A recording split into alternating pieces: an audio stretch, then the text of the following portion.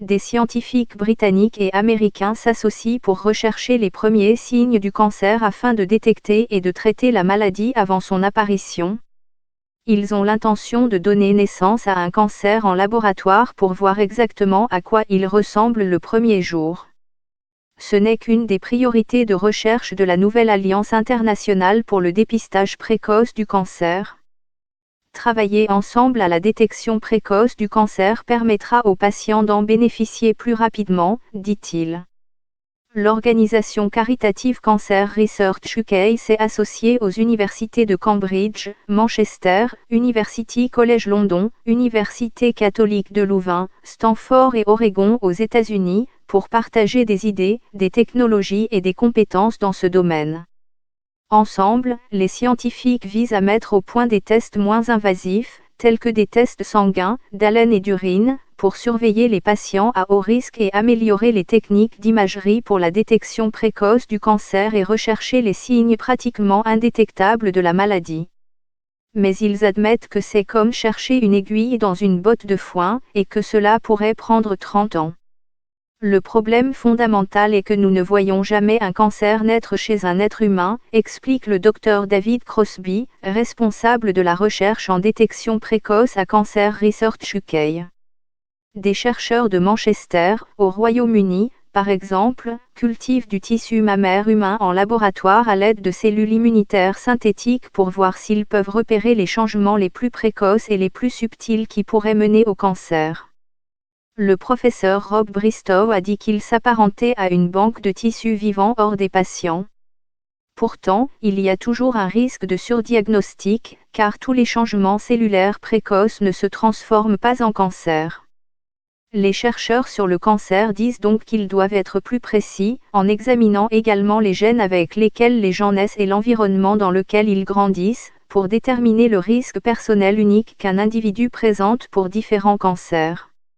Jusqu'à présent, les scientifiques affirment que la recherche sur la détection précoce a été à petite échelle et déconnectée, n'ayant pas le pouvoir d'essai sur de grandes populations de personnes. Le Dr Crosby a déclaré que cette collaboration induirait un changement radical dans nos systèmes de santé, en les faisant passer d'une lutte coûteuse contre les maladies à un stade avancé à la possibilité d'intervenir le plus tôt possible et de fournir un traitement rapide et économique. Les chiffres montrent que 98% des patientes atteintes d'un cancer du sein vivent 5 ans ou plus si la maladie est diagnostiquée au stade 1, le stade le plus précoce comparativement à seulement 26% au stade 4, le stade le plus avancé. Mais, à l'heure actuelle, seulement 44% environ des patientes atteintes d'un cancer du sein sont diagnostiquées à un stade précoce.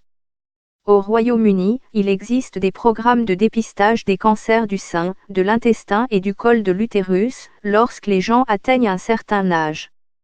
Cependant, il n'existe actuellement aucun outil de dépistage fiable pour d'autres cancers, comme le pancréas, le foie, le poumon et la prostate, ce qui signifie que les taux de survie sont souvent beaucoup plus faibles.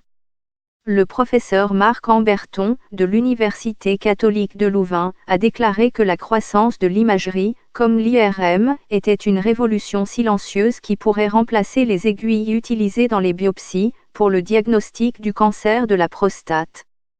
L'imagerie ne voit que les cellules agressives, elle ne tient pas compte de ce que l'on ne veut pas trouver et s'attaque au surdiagnostic, dit-il, mais il a prévenu que cela coûtait cher et prenait du temps, et qu'il n'était pas encore prêt. Des scanners IRM hyperpolarisés plus précis et une photo acoustique plus précise, où la lumière laser est appliquée à la tumeur, créant des ondes sonores qui sont analysées pour produire des images, sont les prochains progrès mis à l'essai en imagerie. Vous pouvez également être intéressé par, le professeur Amberton déclare que le prochain objectif est de voir quel cancer se prête à ce type d'imagerie. À l'université de Cambridge, la professeure Rebecca Fitzgerald met au point un endoscope avancé pour détecter les lésions précancéreuses dans le tuyau d'alimentation et le côlon.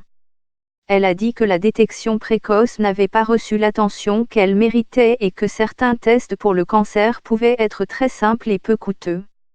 La professeure Fitzgerald a dit qu'elle avait hâte de travailler avec ses collègues internationaux pour faire avancer les idées du laboratoire au chevet du patient.